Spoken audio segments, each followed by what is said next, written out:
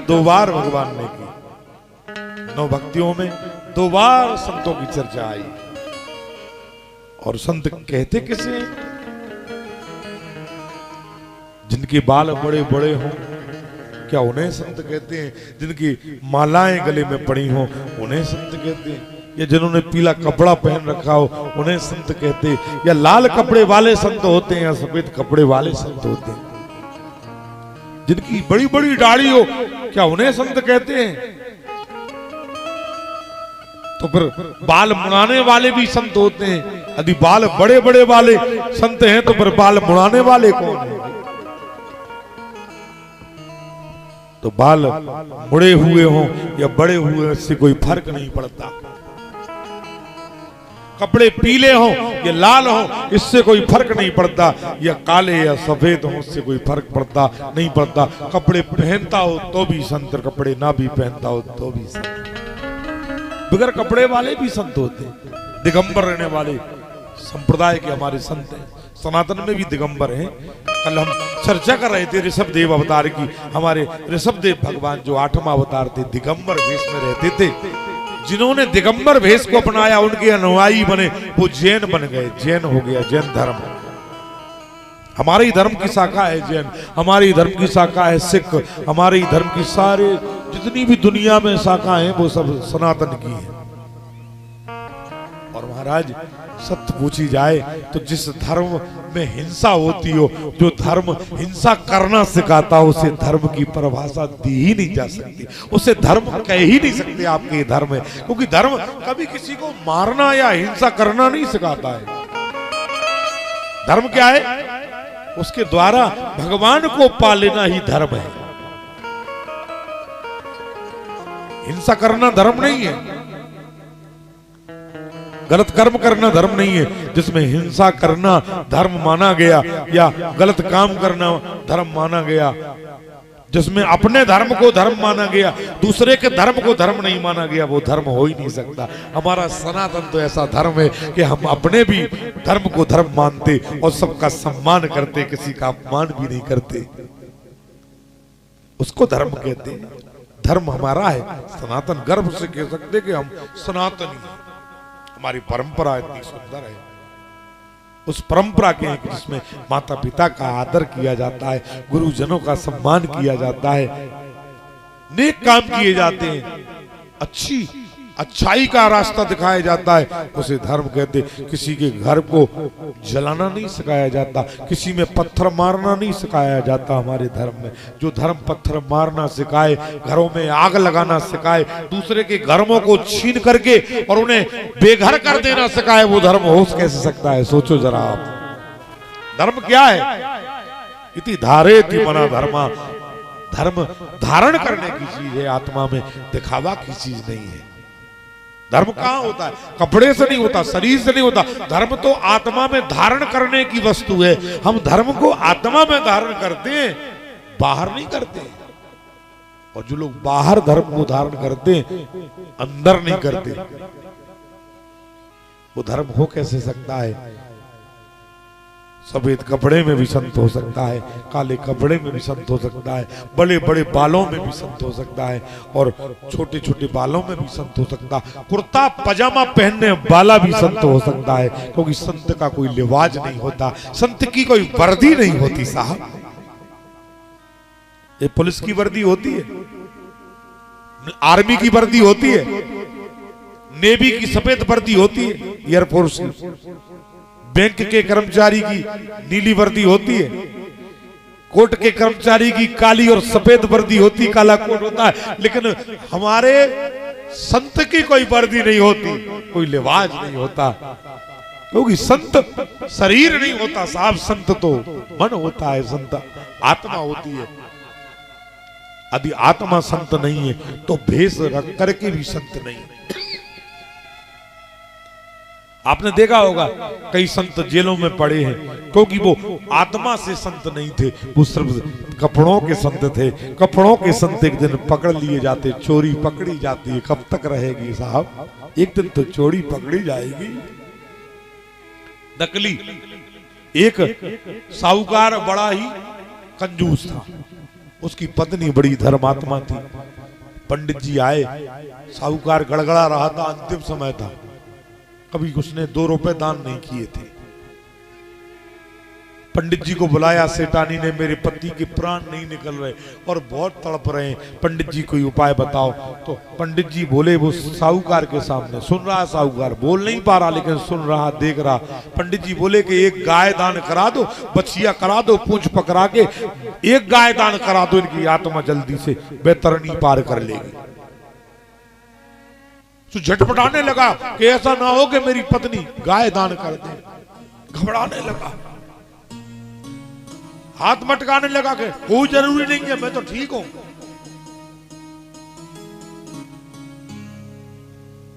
बोले मना कर रहे सेठ जी तो बोले एक काम करो सेठानी, आप तो समझदार हो, सेठ बड़ा कंजूस है, जीवन में इसने कभी दान नहीं किया, एक सोने की गाय, आटे की गाय में छुपा के आटे की गाय बना करके दान कर दो। सेठानी समझदार थी, उसने एक गाय की कीमत की सोना लेकर के गाय बनवाई और गाय के ऊपर चून लगाया, आटा लगाया, आटा लगा करके उसके सींग बनाए, जैसा मुंह था वैसा ही गाय जैसा पेट, 4 पांव लगाए और सोना भीतर भर दिया और एक गाय दान कर दी। बोले चून की गाय, आटे की गाय दान कर दूं सेठ? आए बोले आटे की करते। सेठ ने सोचा कि आटा कितने, आटे की कर दे, ठीक है। कहते ना, राजा प्रसन्न गज भूमि दानव और बनिया पिसन्न कोणी छदावम। राजा प्रसन्न हो जाए, ठाकुर प्रसन्न हो जाए तो वो गज दे देगा, हाथी, घोड़ा, जमीन, धन, सब कुछ दे देगा। राजा प्रसन्नम गज भूमि दानम। इतना श्रद्धा है राजा के अंदर। आपने सत्यनारायण की कथा तो सबने सुनी होगी, बचाते भी होंगे सत्यनारायण की कथा। उसमें आया है कि एक तुंगभद्रा नाम की नदी के किनारे पर एक राजा, उल्कामुख नाम का राजा था, वो सत्यनारायण भगवान की कथा कर रहा था।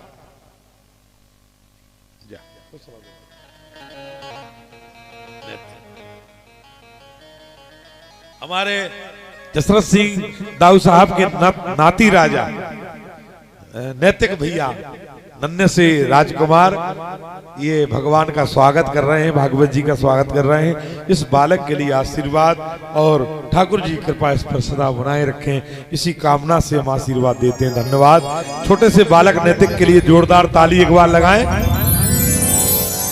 सभी माता बहनें, भाई बंधु ताली बजा के नैतिक तुम्हें आशीर्वाद दे रहे हैं। सबका धन्यवाद, शुक्रिया करो, धन्यवाद। तो राजा प्रसन्न हो जाए तो गजभूमि का दान देता है। आपने सत्यनारायण की कथा में सुना होगा, उल्कामुख नाम का राजा सत्यनारायण की कथा नदी के किनारे कर रहा था। उसी समय एक साधु नाम का बनिया आया और नाव को किनारे पर ठहरा करके और जो है राजा से पूछने लगा कि हे राजन, भक्ति युक्त चित्त से आप क्या कर रहे हो, इसके करने से क्या होता है? राजा बोला कि हे बड़े साधु, पुत्र प्राप्ति के लिए, पुत्र की प्राप्ति के लिए महाशक्तिमान ये सत्यनारायण भगवान का व्रत कर रहा हूं। अभी हुआ नहीं है राजा के यहाँ, फिर भी वो कर रहा है क्योंकि उसे इतना भरोसा है भगवान पर। ये तो है राजा। राजा की कितनी बड़ी श्रद्धा है धर्म के प्रति। माने अभी हुआ नहीं है लेकिन व्रत कर रहा है कि इससे हो जाएगा। उसे हो गया, उसके यहाँ हुआ है, कथा में आया सत्यनारायण की। बनिया की श्रद्धा देखो आप कितनी है। बनिए की श्रद्धा, बनिए की श्रद्धा ये है कि उसने घर जाकर के व्रत के बारे में सारा समाचार अपनी पत्नी कलावती को सुनाया, व्रत के बारे में बताया और बोला कि हे प्रिय, जब हमारे यहाँ संतान होगी तब हम इस व्रत को करेंगे। क्योंकि भरोसा नहीं है उसे भगवान पर। कब? जब हमारे यहाँ संतान होगी तब करेंगे, पहले नहीं करेंगे। राजा पहले कर रहा था और भरोसा था राजा को कि बच्चा हो जाएगा, लेकिन बनिए को भरोसा नहीं है जब हो जाएगा हे प्रिय तब करेंगे। और देखो हो भी गया। उसकी पत्नी प्रभु कृपा से संसार वासियों की तरह धर्म में प्रवृत्त हुई और उसके यहाँ सुंदर कन्या का जन्म हुआ और वो कन्या चंद्रमा की कला कला बढ़ने लगी, इसलिए उसका नामकरण रखा गया, कलावती रखा गया, कला कला बढ़ने के कारण। अब तो पत्नी ने, बनिया की धर्म पत्नी ने और हाथ जोड़ करके निवेदन किया, कहा महाराज आपने पूर्व काल में जो संकल्प किया था व्रत का वो कर दीजिए। बनिया बोला देखो अभी काम भी हो गया फिर भी टाल गया, ये बनिया है और एक क्षत्रिय है, कितनी अंतर है श्रद्धा में दोनों की। क्या बोला, हे प्रिय इतनी जल्दी क्या है, इसकी शादी के समय कर देंगे। टालने से कितना दुख भोगा, आखिर फिर करना पड़ा। ये सब कथा आपको मालूम है, मैं सिर्फ ये सुनाना चाहता हूं कि राजा प्रसन्न गज भूमि दानव बणिकं प्रसन्न कौड़ी छदाव। बनिया प्रसन्न हो जाए तो कौड़ी देगा एक, खुशी हो गई। लो महाराज बहुत प्रसन्न कर दो आपने मन को, ले ये है श्रद्धा। लेकिन जो भगवान के प्रति श्रद्धा का भाव रखते हैं उनके प्रति भगवान भी श्रद्धा का भाव रखते हैं।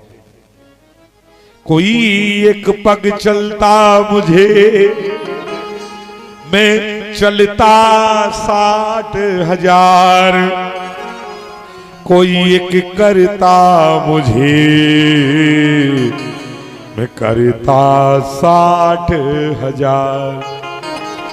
एक खर्च करके देख लो 60,000 ठाकुर जी वापस कर देंगे। भगवान ठाकुर जी किसी का ऋण नहीं रखते अपने ऊपर, वो तत्काल ऋण को चुका देते हैं। थोड़ा सा करोगे इतना दे देंगे तुम्हारे लिए, तुम्हारी झोली भर देंगे। भगवान किसी का ऋण नहीं रखते अपने ऊपर। एक बार प्रभु की शरण में आकर के देख लो, दुनिया तुम्हारी शरण में ना जाए तो कहना। एक बार भगवान के दिए उपदेशों को मान करके देख लो, सारी दुनिया तुम्हारी बात मानने के लिए विवश ना हो जाए तो कहना। एक कदम प्रभु की ओर बढ़ा करके देख लो, सारी दुनिया तुम्हारी ओर बढ़ करके इतना चली आए तो कहना। एक बार प्रभु की बात को सुन करके देख लो, सारी दुनिया तुम्हारी सुनने लगेगी। एक बार भगवान को अपना बना करके देख लो, सारी दुनिया तुम्हारी अपनी हो जाएगी। सारी दुनिया को ठाकुर जी तुम्हारा अपना बना देंगे। महाराज सोने की गाय सेठानी ने आटे को लगा के गैया बना करके संकल्प कर दिया। सेठ बड़ा खुश था कि अब तो ठीक है, अब तो बढ़िया रहो, आटे की गाय से ही बैतरणी पार उतर जाए। बैतरणी मिलती नरक के पहले, पीप की नदी है, गरुड़ पुराण में आया है, अभी कथा में सुनना आप लोग जो है। तो अब तो सेठ निश्चिंत हो गया कि अब तो हमने गैया दान कर दी। सेठ के प्राण निकल गए और सेठ मर करके बैतरणी के घाट पर यमदूतों के द्वारा लाया गया। पीट पीट के मार मार के बैतरणी के किनारे पर तो लाया गया। यमदूत पूछते हैं, क्यों भाई, क्या तूने कभी गाय दान की है? बोले क्यों? बोले यहीं पर गौदान काम आता है, यदि तूने गाय दान की हो तो उस गाय को याद कर ले। हाँ बोले हमने करी, एक गाय दान करी, आटे की करी थी गई, आटे की। बोले उस आटे की गाय को याद कर ले। उस चून की गाय को याद किया उसने, वो चून की गाय आ गई, उसने दान की थी। जो दान करोगे वो वहां आ जाएगा, जो तुम यहाँ करोगे वो वहां लिखा जाएगा। तुम यहाँ निछावर भगवान पर करोगे, एक एक चीज तुम्हारी लिखी जाएगी। कौन से अकाउंट में? कभी न खत्म होने वाले अकाउंट में जमा हो जाएगी, दान के अकाउंट में। एक बैंक अकाउंट है जो संसार में काम आता है, लेकिन एक परमात्मा का अकाउंट है, वो किया हुआ दान वहां काम आता है। जो हाथ से कर जाओगे वो तुम्हें वहां मिलेगा। महाराज बोले हाँ, चून की गाय हमने दान करी थी। बोले कर लो याद चून की गाय को। चून की गाय को याद किया तो चून की गाय आ गई। बोले पकड़ ले इसकी पूंछ को। सेठ ने चून की गाय की पूंछ पकड़ ली और यमदूत उस गाय को आगे को हाँकने लगे। अब सोचो, चून की गाय पानी में यदि तैरेगी तो क्या होगा? आप तो कुछ समझ सकते हो। गलने लगा वो आटा। बैतरणी थोड़ी मोड़ी नहीं थी, 100 कोस लंबी थी। 100 कोस पानी में आटे की लाजे जाने तो सोचो आटे को क्या हुई है। आटे की गाय अपने आप घुर घुर के और पीली सी नीचे पीली पीली चमकने लगी। वो सोना निकलने लगा। उसने ऐसी खरोच के देखी सेठ ने, सो देखा कि सोना, सोना एक हाथ से पकड़े था। ओ घबरा गया, सोने की दान कर दी सोने की, और हाथ छूट गए, बैतरणी में पड़ा रह गया। तो लोभी वहां भी नहीं मानता है, वहां भी दान नहीं कर सकता है। दान कौन कर सकता है? जिससे भगवान कराते हैं। हर कोई नहीं जान सकता भगवान की लीला को, वही जान सकता जिसे भगवान जनाते हैं। जान ले जो जानन हारा, राम ही केवल प्रेम प्यारा। सिया राम जय जय राम। सिया राम जय जय राम।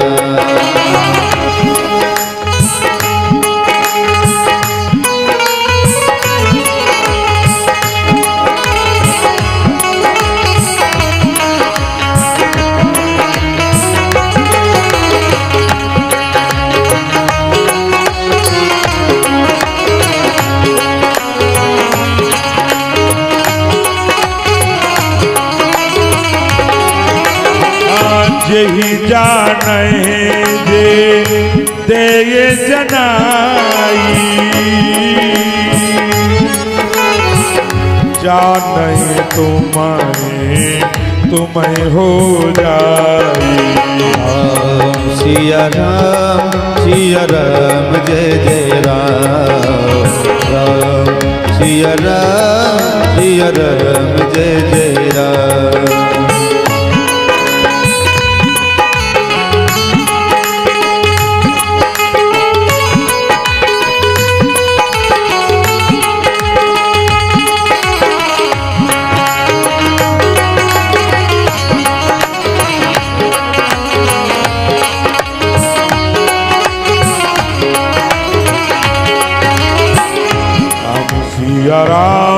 सिया राम जय जय राम।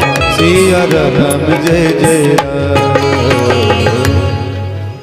महाराज यही जाने जो देह जनाई, जाने तुम्हें हो जाई।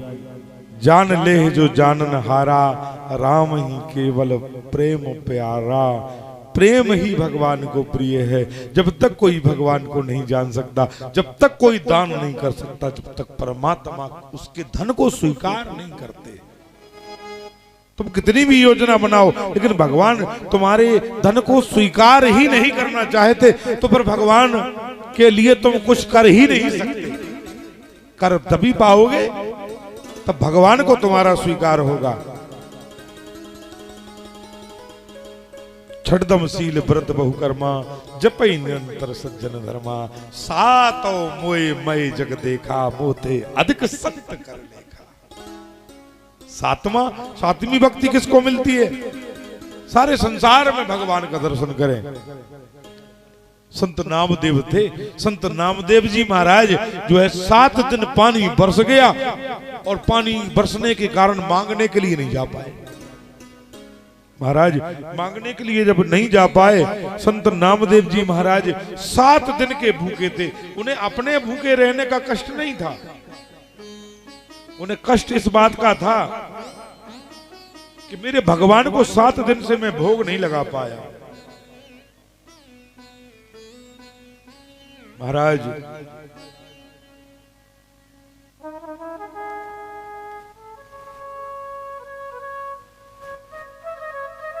सात दिन से भोग नहीं लगा पाया। एक दिन पानी रुका, नामदेव बड़े प्रसन्न हुए कि अब तो ठाकुर जी को भोग लगाऊंगा।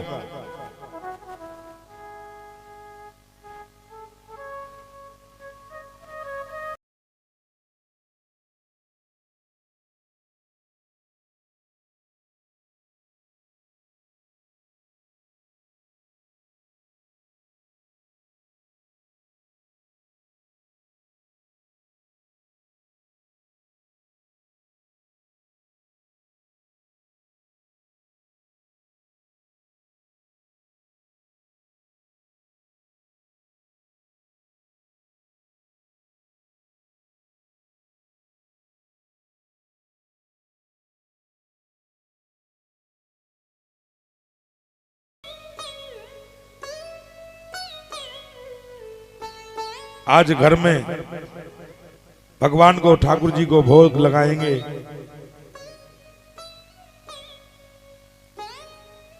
रोटी बना के तैयार, एक कुत्ता था वहीं पर बैठा था, वो देख रहा था, वो भी 7 दिन से भूखा था, पानी बरसने से नहीं जा पाया था। कुत्ते ने देखा कि भोजन बन के तैयार है, और नामदेव जी भीतर गए अपने कुटिया में कि थोड़ा घी ले आए, चुपड़ करके सिद्ध कर गए, रोटियों को ठाकुर जी को भोग लगाएंगे। तैयारी पूरी थी भोग लगाने की, प्रसाद लगाने की। इतने में कुत्ते ने देखा कि ऐसा मौका फिर नहीं मिलेगा। ये भीतर गए, यही है मौका अच्छा। 5 रोटी कुत्ते ने मुंह में दबाई और दबा करके कुत्ता भाग लिया। नामदेव जी महाराज घी लेकर के आए और उस कुत्ते के पीछे पीछे दौड़ने लगे और क्या कह रहे हैं कि रोटी सूखी मत खाओ, थोड़ा घी तो लगवाओ मेरे राम जी, ये भोजन तुम्ही को है श्री राम जी।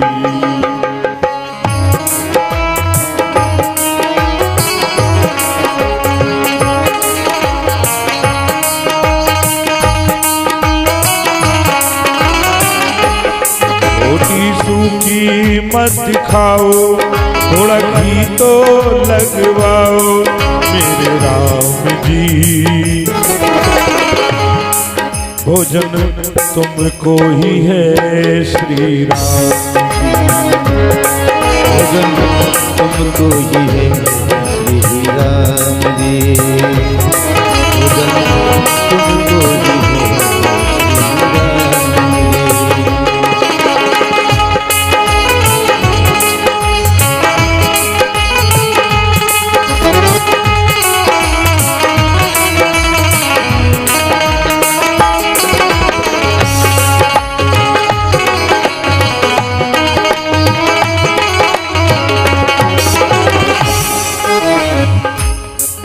जी। सुखी मत खाओ, थोड़ा घी तो लगवाओ मेरे राम जी, भोजन तुमको ही है श्री राम जी, तुमको ही है श्री राम जी, भोजन तुमको ही है श्री राम।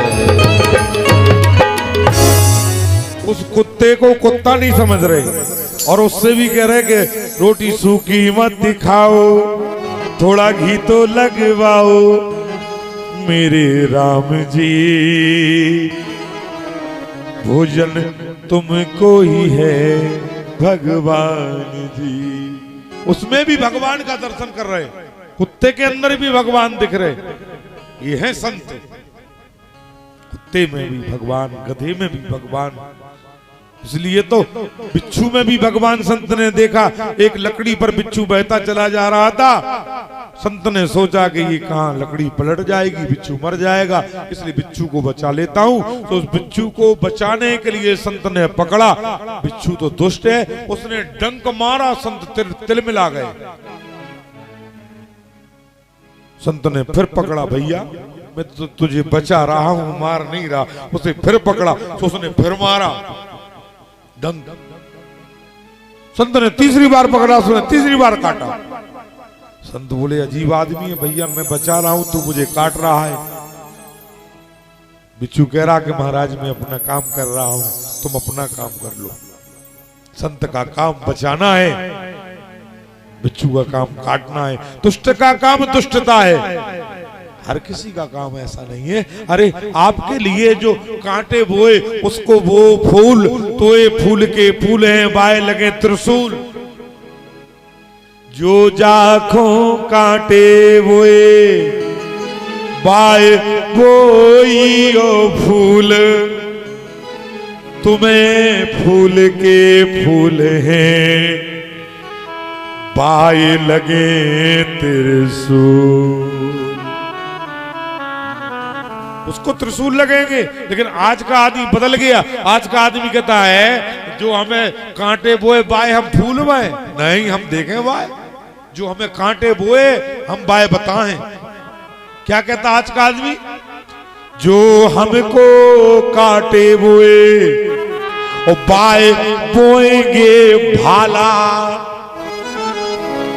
जो हमको कांटे बोएगा बाए बोएंगे भाला, वो भी तो फिर समझ सके कि पड़ा किसी से पाला। वो भी तो समझ सके कि किसी से पाला पड़ा, को मिलो भैया। लेकिन तुम्हें फूल रहेंगे, उसे फूल बो, उसे कांटे बोने दो। नेकी करो, सभी से बने आए तो करो, मन से बदी निकाल दो, बस हो गया भजन। जो तुम्हारे साथ बुरा करे उसके साथ बुरा मत करो, क्योंकि तुम में और उस बुरे आदमी में अंतर क्या रह जाएगा? वो भी बुरा है पर तुम भी तो बुरे हो जाओगे। वो बुरा है, तुम बुरे मत बनो, तुम अच्छे बनो। तुम अच्छे बनोगे, तुम कोई बुराई करे तुम भलाई करो। मन में जो बात आए बस उसी तरंग को मार लो, बस यही तो भजन है।